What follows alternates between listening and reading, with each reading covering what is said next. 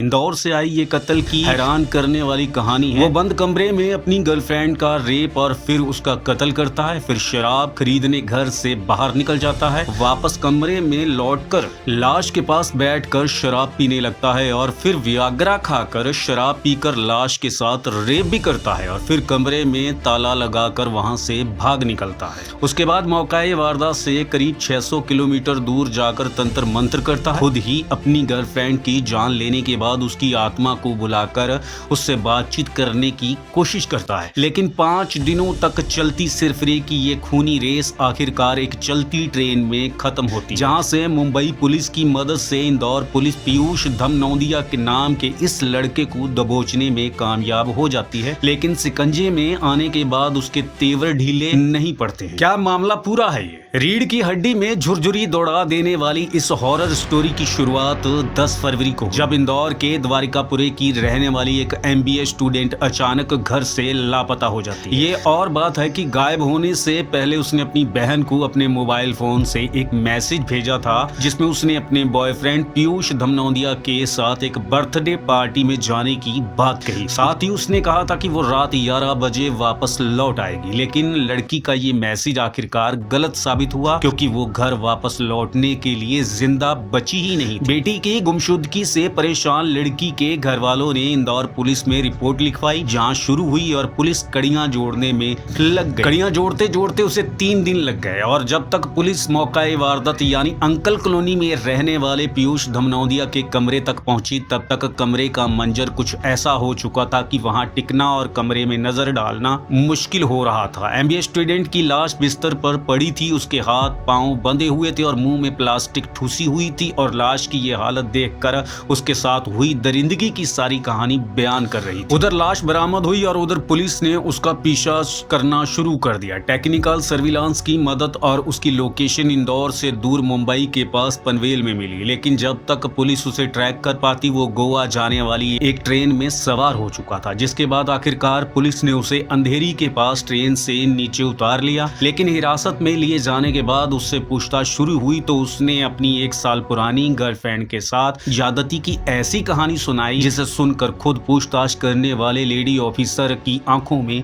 आंसू आ गए। 10 फरवरी को पहले धोखे से पीयूष ने लड़की को अगवा किया, फिर उसे कमरे तक ले गया और लड़की के साथ ज्यादती की कोशिश करने लगा। लड़की ऐतराज कर रही थी। उसके बाद तो फिर उसने लड़की के साथ जोर जबरदस्ती और फिर उसके हाथ पांव बांधकर उसे गिफ्ट देने का धोखा दिया और फिर गला घोट कर उसकी जान ले ली। लेकिन इतने से इसका मन नहीं भरा। उसके बाद वो कमरे में ताला लगा कर बाहर निकल गया, बाजार से बियर खरीद कर लाया।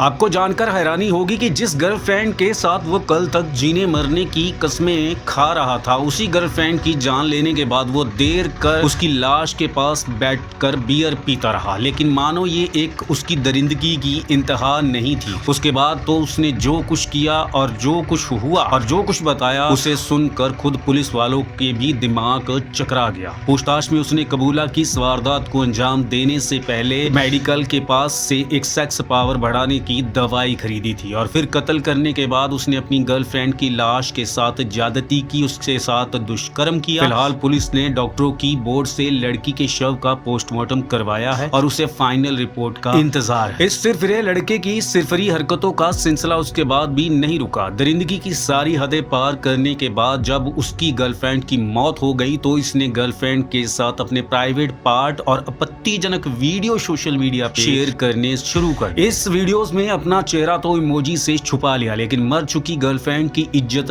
तार तार कर दी। अब बात उसकी खूनी रेस की, यानी पुलिस से बचने की कोशिश की। पुलिस की माने तो गर्लफ्रेंड की जान लेकर वो ट्रेन से महाराष्ट्र के लिए निकल गया। वो गोवा जाने वाली ट्रेन में सवार हुआ था। इसी बीच पनवेल में रुका और वहां से उसने एक अजीबो गरीब हरकत की। पुलिस को उसके मोबाइल फोन की सर्च हिस्ट्री से पता चला कि उसने मर चुकी लड़की की आत्मा को धरती पर वापस बुलाने से और बातचीत करने की ट्रिक जानने के लिए गूगल और यूट्यूब पर सर्च किया था। इसी सर्च के बाद उसने पनवेल में ही एक सुनसान जगह पर कुछ तंत्र मंत्र क्रियाएं की। अब सवाल ये उठता है कि आखिर पीयूष ने इतनी भयानक वारदात को अंजाम क्यों दिया, उसके दिमाग में आखिर ऐसा क्या चल रहा था। तो उसने पुलिस की माने तो वो अपनी गर्लफ्रेंड को खुद से दूर जाता हुआ नहीं देख पा रहा था और उसने अपने गुस्से पर काबू नहीं कर पाने के चलते उसने इस वारदात को अंजाम दिया। उसे लग रहा था कि जैसे उसकी गर्लफ्रेंड किसी दूसरे लड़कों से बातचीत कर रही है। उसने अपनी गर्लफ्रेंड का फोन भी तोड़ दिया था और उसका फोन लेकर अपने पास रख लिया था।